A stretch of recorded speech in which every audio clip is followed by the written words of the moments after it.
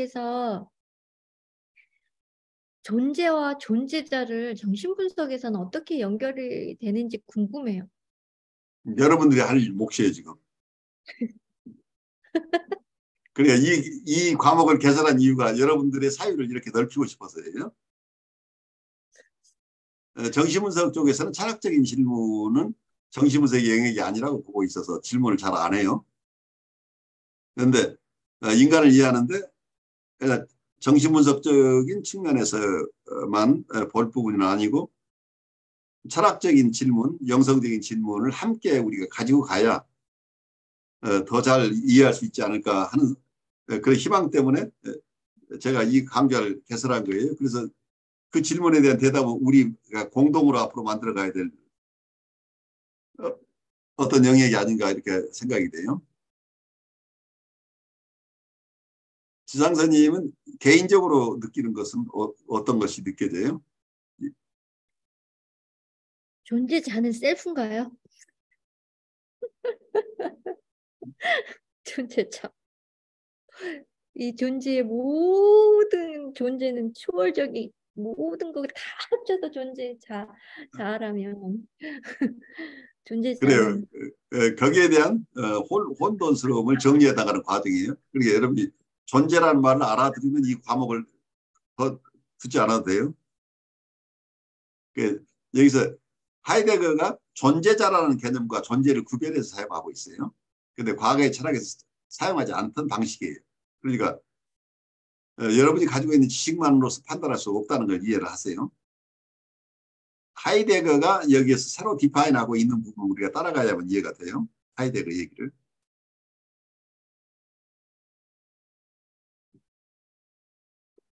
교수님 아까 상호 강박하고 또 하나 말씀하셨는데 그게 뭐였죠? 강박이 두 가지로 그러니까 사고 강박, 행동 강박. 행동 강박. 교수님 제가 반문을 하겠습니다. 지금까지 교수님의 그 공부의 양식에서 존재와 존재자는 정신분석에서 어떻게 생각하십니까?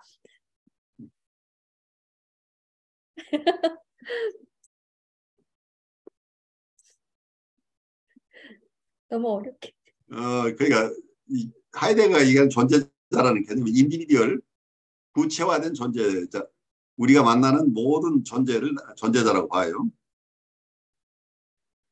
그런데 존재는 존재자가 아니다라는 이 얘기를 설명하고 싶어요. 그러니까 존재는 존재자가 존재할 수 있게 되는 배경을 존재라고 얘기를 합니다. 이 존재자가 존재자가 될 수 있도록 하는 것을 존재라고 얘기를 합니다. 그러니까 과거의 개념으로 치면 어때요? 존재라고 하는 것은 중세까지는 가드라는 개념이었어요. 신만이 존재자다. 그러니까 성경에 의하면 우리는 하나님의 모상으로 태어났다고 얘기를 하죠. 인간은 하나님의 모상으로 인간은 창조되었다. 그러니까 그 존재 자체는 하나님, 그러니까 온전한 존재는 하나님밖에 안 계시는 거죠. 그래 본질적인 존재는 하나님이고 우리는 존재자로 있을 뿐인데 우리한테 있는 것은 만약에 우리에게 신적인 부분이 존재한다고 한 건 그건 하나님의 것이라는 얘기예요. 그래서 비잉 자체는 하나님이라는 개념하고 통하고 있는 거죠. 플라톤의 이론 속에서 여러분이 남는 건 뭐예요? 이데아 철학이잖아요. 이데아라고 얘기하고 폼이라고 하는 형태. 여러분이 사각형이라고 한다면 사각형이라는 존재는 어디에 있어요? 우리가 여러 가지 사각형, 여기에 박스도 사각형이고 이 집도 사각형이고 여러 사각형이 있는데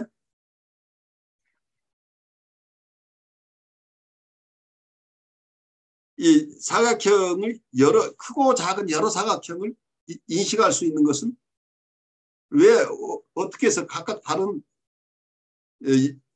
여러 곳에서 만나는 사각형을 사각형으로 인식하는 건 왜 그게 가능하다고 플라톤은 봤나요?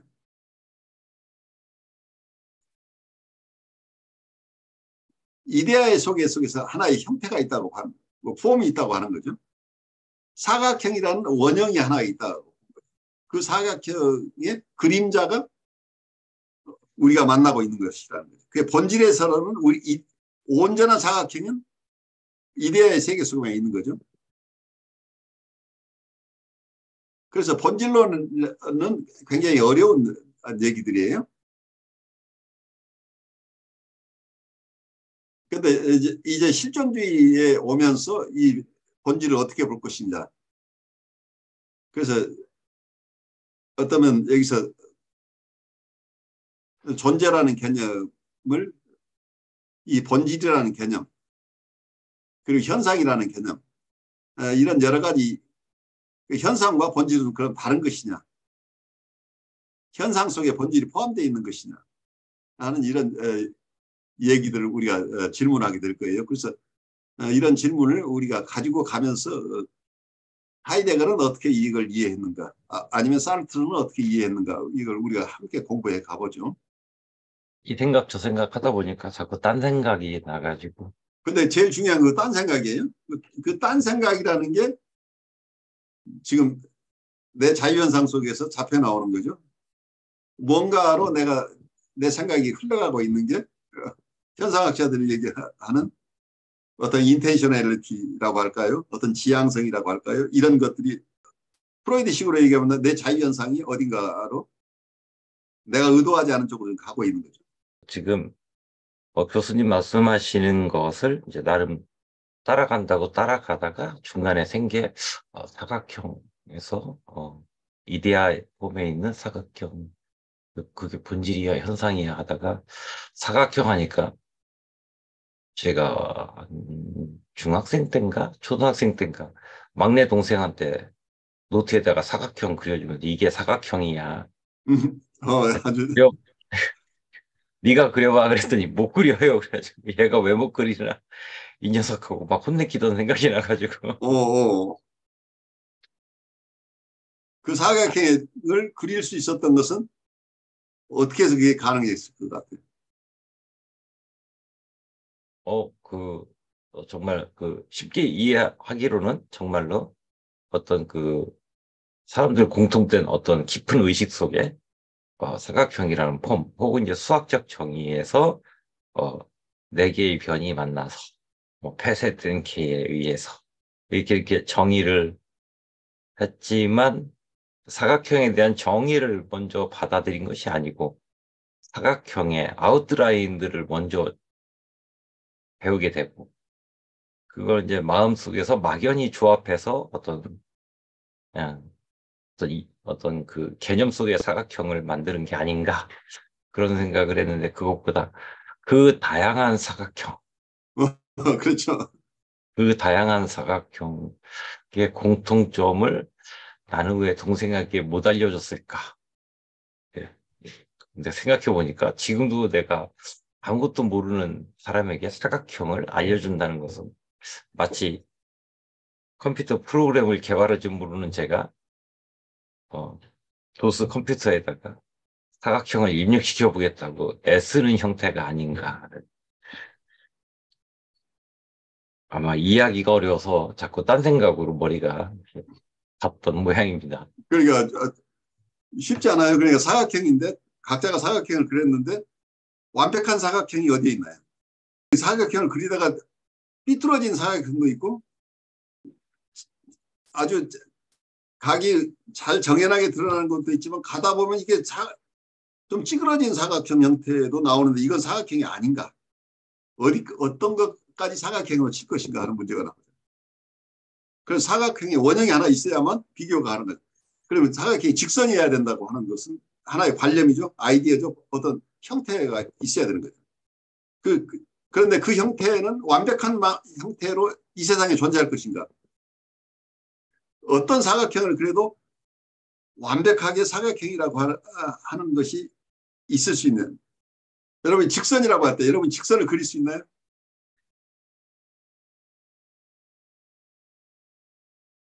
그런데 관념 속에는 직선이 있죠. 그래서 그 관념대로 내가 직선을 그리고 싶어 하잖아요. 그래서 어쩌면 내가 사각형을 그릴 수 있다는 것은 내 안에 사각형이라는 관념이 이미 존재하고 있잖아요.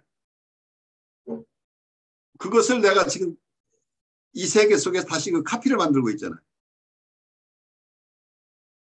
그래서 내가 만들어낸 이 사각형은 이게 본질이 아니라고 볼 수 있잖아요. 내가 사각형이라고 이렇게 보고 있는 여러 사각형들이 있는데 본질은 하나라고 본다면 플라톤식으로 얘기하면 어떤 이 사각형의 형태, 폼 혹은 이데아, 이건 하나의 이데아의 세계 속에만 있다고 생각할 수 있잖아요.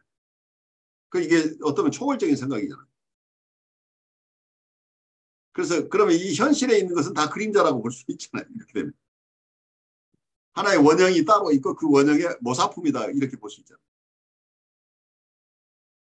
그래서 이런 플라톤의 그리스 철학이나 혹은 중세의 스콜라 철학이나 이런 쪽에서는 이 본질이라고 하는 것 혹은 존재라고 하는 것 자체를 우리가 지금 이해하는 것과는 달리 이해했다는 거죠.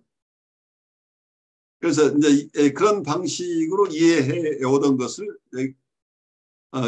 여기서 하이데거가 사람들이 다 이 존재를 알고 있는 것 같은데 막상 존재가 뭐야? 라고 하면은 이러저러한 과학에 이렇게 생각했다고 하지만 사람들마다 그걸 잘 이해하고 있는 것 같지 않다는 결론이 나오죠. 그 존재가 무엇인가라는 것을 어떻게 이해할 것인가. 그 얘기는 결국은 나는 누구인가? 라는 질문하고 통하죠. 나라는 존재는 무엇인가? 그래서 이 존재론은 굉장히 중요하다고 봐요. 왜냐하면 비ing 중에 가장 나에게 중요한 비ing은 나라는 존재죠. 나를 사물로 보는 사람도 있겠죠. 여기서 하이데거가 현 존재로서의 다사인으로서의 내가 있는데 이 다사인이라는 것 자체가 아주 독특해서 나는 누구인가 여러분이 질문을 하면 어떻게 이해가 돼요? 네. 나는 사람이다. 근데 어떤 사람이에요?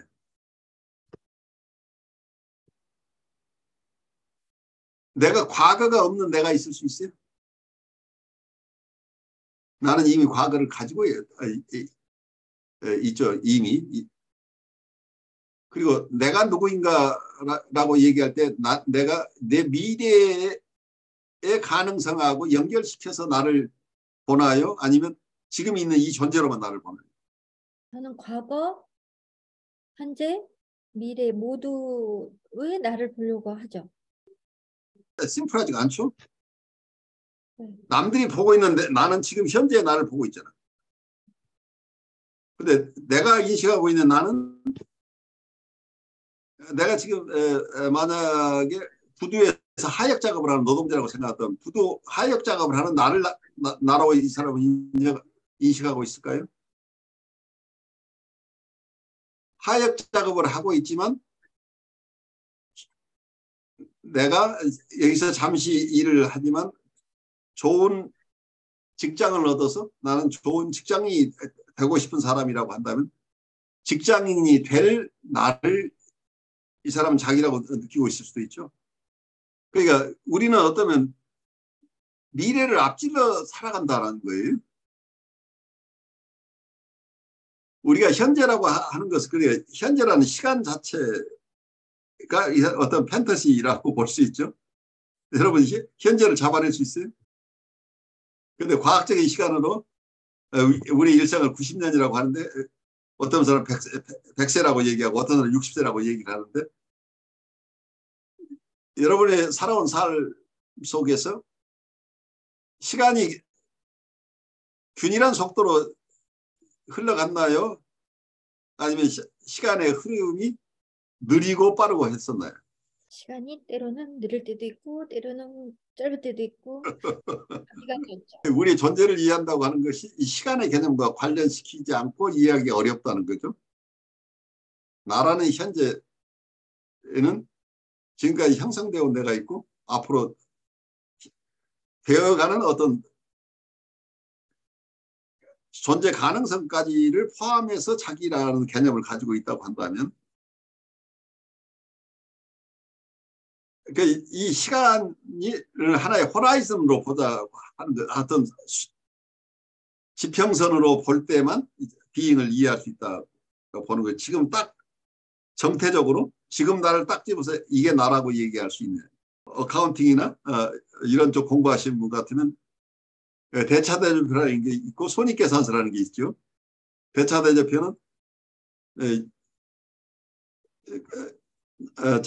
2022년 12월 말 대차대조표하면 2022년 12월 말 현재 어떤 자산을 가지고 있고 어떤 부채를 가지고 있는 건지를 그 시점에서 딱 정지된 상태에서 정태적인 입장에서 보는데 그것만 봐가지고 이 회사가 좋은 회사인지 아닌지 알 수 있나요? 이 회사가 좋은 회사인지 아닌지 알려면 손익계산서를 2022년 1월부터 12월까지 이 회사의 자산이 어떻게 변동되고 부채가 어떻게 변동되고 거기서 어떤 손실이 나고 어떤 이익이 났는지를 어떤 기간이란 이 타임 팩터를 가지고 봤을 때 이 대차대조표와 손익계산서를 함께 봤을 때만 이 회사를 잘 이해할 수 있게 되죠. 그래서 이 회사가 어떤 회사인가를 지금 대차대조표 하나만 주고 이 회사를 평가하라고 한다면 사람들은 그걸 평가할 수 없죠.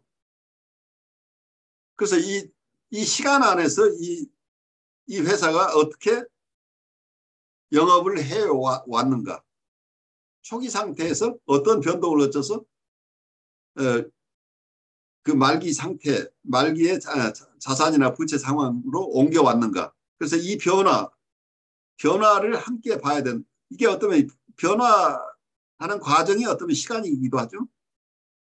이 변화라고 하는 것이 이제 중요하다고 생각하는데 어떤 것에 변화가 없는 상태, 어느 한순간만을 포착해서 그 대상을 이해할 수는 없다는, 어떤 과정을 거쳐서 이 대상이 여기까지 왔고 그리고 이 대상은 어디를 향해서 가고 있는가가 동시에 이 존재를 결정한다고 보여요. 그래서 어떤 면에서 아까 손익계산서 대차대조도 있지만 여러분들이 어느 회사에 투자하려고 할 때 어떻게 투자 결정을 해요? 그러니까 재무제표는 나왔어요. 그런데 내년에 이 회사가 작년에는 10억을 벌었는데 내년에도 10억을 벌 것인가 말 것인가 어떻게 이해할 수 있어요? 여러분이 투자를 해야 된다고 한다면 이 재무제표만 보고 하는 게 아니고 이 회사의 사업계획서를 보는 거죠. 이 회사가 어떤 것을 하고 싶어 한다. 그러면 수익이 어떻게 생길 것이다 라는 전망이 나오죠. 그래서 이 회사에 대한 여러분들이 투자 여부를 결정할 때는 과거의 실적과 향후의 사업계획까지를 전부 포함해서만 결정을 할 수 있게 된다. 그래서 이 회사에 대한 이해는 이런 어떤 통시적인 이 어떤 시간의 흐름 전체를 배경으로 이해할 때만 이 회사를 잘 이해할 수 있는 거죠. 그래서 이해하는 방식이 각각 다르긴 하겠습니다만 하이데거의 입장을 저는 정신분석적으로 본다면 우리가 만나는 내담자의 과거와 현재와 미래 이거 전체를 함께 볼 수 있는 안목이 어쩌면 하이데거에서 얻을 수 있는 게 아닌가 싶어요.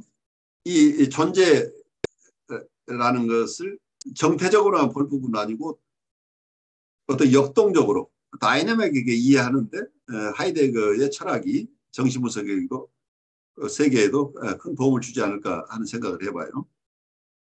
우리가 너무 지금 만나는 이분이 가지고 있는 이슈에만 몰두할 게 아니고 이분은 자기를 어떻게 이해하고 있는가가 중요하잖아요. 자기의 과거를 해석하는 것도 이분의 존재 양태예요.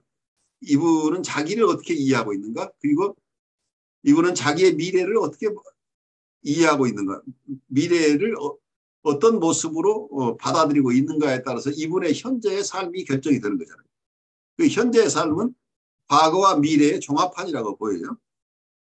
그래서 일순간에 우리를 포착하면 이 일순간 속에서는 과거와 미래가 포함되어 있는 일순간이라고 볼 수 있는 거죠. 제가 조금 확대 해석을 했는데 두 분 생각을 잠깐 나누고 오늘 우리 마무리하죠. 와, 마지막 부분이 대단, 좀 확 와닿았어요, 교수님. 우리가 만나는 내담자는 과거, 현재, 미래를 보는 것이다. 이 역동을 보는 것이다. 이거 정신분석이나 이런 데서 늘 듣던 말이거든, 역동?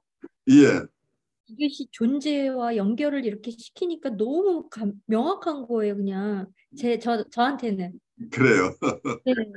그래서 특히 또 일순간이라는 말도 엄청난 것 같아요. 교수님은 많은 말씀 속에 이렇게 그 몇몇 단어들이 사람을 확 잡는 그런 단어가 있는 게 너무 신기해요. 네, 이상입니다. 그래요. 네, 저도 지금 이 순간이 과거와 미래를 포함한다. 이 얘기가 이제 사람에게 과거가 있습니까? 미래가 있습니까? 사실은 지금 흘러가는 이 순간밖에 없지 않습니까? 라고 말했는데, 아니, 과거하고 미래가 같이 있는 거 아닌가, 이런 생각을 했었는데, 이제 교수님께서도 지금 이 순간이 과거와 미래가 같이 있는 이런 걸로 저한테도 이렇게 다가오면서,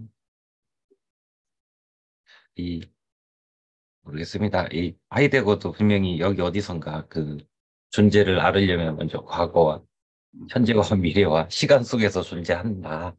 이 얘기였던 것 같은데, 어떻게 보면 처음에 존재의 얘기가 거기서 연상됐던 것 중에 하나가 역시 기표와 기의와 아까 이제 네, 스각형에서 어떤 실제계와 그게 이제 어떤 의미의 세계를 거쳐서 이제 상징화됐을 때 나타나는 그런 것처럼 어떤 분명히 무언가 있는데 명확하게 규정은 못하겠고 눈앞에 꺼낼 수는 없지만 있기는 있는데 이제 그것이 어떤 형태 상징화돼서 구체화돼서 나타나는 그 과정이 있는데 근데 이제 아직 생각이 짧아서 그런가? 그러면 그런 현상은 왜 생길까를 이제 아마 생각하기 싫어서 일부러 답이 안 나오는 쪽으로 생각을 진행시킨 것 같습니다, 제가. 그래요. 어, 우리 정신 세계가 아주 오묘해요. 우리가 이 세상을 살아가는데 크게 지장이 없도록 자율주행이 가능하도록 우리가 인간이 구조화되어 있다고 보여요. 그래서 어떻게 보면 하이데거가 세계 속의 어, 현존재라고 하는 개념이 이 세계 속에 던져져 있는데 그 세계 속의 룰을 자기의 룰로 그냥 이해하면서 살아가고 있죠, 대부분. 그래서 큰 사고 없이 여러분들이 성장해 오는 거죠. 던져진 세계 속에서 그걸 정치분석에는 어떤 분이 이걸 이제 어저스트먼트라고 얘기를 하기도 하고 그걸 뭐라고 얘기를 하죠? 적응해 나간다. 어댑테이션이나 이제 이런 것으로 얘기를 사회라는 용어를 쓰기도 하고 하지만 우리가 어느 세계 속에 던져서 그 세계 속에서 자율주행하는 모습으로 살아가는데 어느 순간에 가면 우리가 우리의 모습을 보지 않을 수 없는 순간이 오죠. 그래서 우리가 어느 지점에서 갑자기 빨간불이 들어오지 않는 한 우리가 주위를 잘 안 봐요. 그래서 우리의 모습을 바라보는 게 우리가 어떤 실존적인 상황에 당했을 때 내가 큰 실패를 하거나 앞이 보이지 않는 어떤 절망감에 휩싸이거나 선뜻 가장 가까이 있는 분의 죽음을 대하거나 이럴 때 나도 곧 가야 되는데 그래서 나를 바라보게 되잖아요. 그래서 자율주행하고 있는 우리가 자율주행만으로 이 세상을 살아간다고 한다면 우리는 그냥 뭐라고 할까요? 저기 있는 사물과 조금 더 다름없이 사는 거죠. 밀림 속에 사는 동물도 마찬가지로 자율주행하면서 살잖아요. 모든 동물이나 식물이 자율주행을 하고 있는데 우리도 자율주행을 하고 있는데 사람이 다른 것은 어느 순간에 자기를 돌아볼 수 있는 계기들 속에서 성찰할 수 있는 힘들이 있죠. 그래서 나는 무엇인가? 나의 존재는 무엇인가? 내가 왜 여기에 있는가? 라고 질문을 할 수 있는 것. 그 존재 자체에 대한 질문을 할 수 있는 것이 현존재라는 얘기예요. 그래서 자기에게 대해서 너는 뭐야? 라는 질문. 우리는 무엇인가? 사람은 무엇인가? 하는 질문을 할 수 있는 존재가 일반 우리가 자연에서 만나는 대상과 다르다는 얘기죠. 자연에서 만나는 존재자들과 현 존재가 다른 것은 우리 스스로 우리의 존재에 대해서 질문할 수 있는 존재자라는 얘기예요. 그러니까 존재와 존재자라는 말이 하이데거가 구별해서 쓰고 싶어 해요. 우리가 무수한 존재자가 있는데 이 존재자 중에 내가 무엇인지 라는 질문을 할 수 있는 존재자가 현 존재라고 디파인하고 있어요. 그래서 우리가 현 존재로서 살지 않고 그래 우리가 자기를 성찰하는 자기 스스로에게 질문을 던지는 이런 삶이 아닌 삶을 산다고 한다면 뭐라고 할까? 여기서 하이데거가 고민하고 있는 이런 실존적인 삶을 살지 않는 것이라는 얘기예요. 그래서 이제 앞으로 나오는 개념 속에 본래적인 자기라는 개념과 비본래적인 자기라는 개념이 나와요.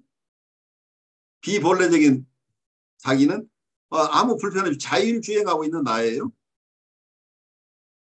그런데 자율주행에 실패하는 자율주행이 잘 이루어지지 않는 것은 본래적인 자아예요. 내가 정신 차리고 내가 두리번거리면서 내가 왜 여기 있지? 하면서 내가 나를 인식하면서 살아가는 과정이 어떻게 본래적인 삶이라는 얘기예요.